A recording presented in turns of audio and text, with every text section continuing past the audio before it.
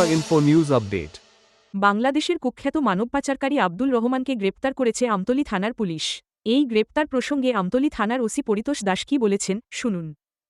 গতকাল রাতে night mobile ডিউটির সময় এসআই শচীন দেববর্মা একটা লোককে ঘোরাফেরা করতে দেখে তাকে আটক করে জিজ্ঞাসাবাদ করা হয়। পরবর্তী সময় সে জানায় তার বাড়ি বাংলাদেশ চিটাগাং এলাকায়, এবং তার কাছ থেকে তল্লাশি করে তার কাছ থেকে বাংলাদেশি টাকা এবং ইন্ডিয়ান কারেন্সি সহ তার কাছ থেকে একটি বাংলাদেশি ড্রাইভিং লাইসেন্স এবং বাংলাদেশি ভোটার আই কার্ড উদ্ধার করা হয়।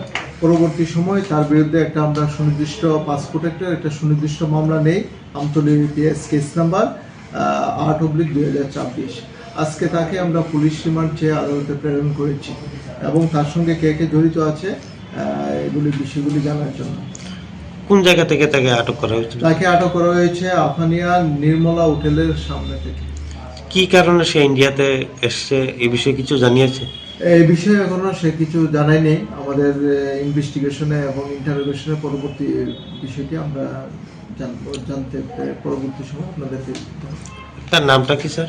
তার নামটা হলো আব্দুর রহমান, বাবার নাম মুস্তাফা, বাড়ি হইল Chittagong, Bangladesh. Subscribe to Tripura Info and press the bell icon so that you never miss any latest updates and news on Tripura.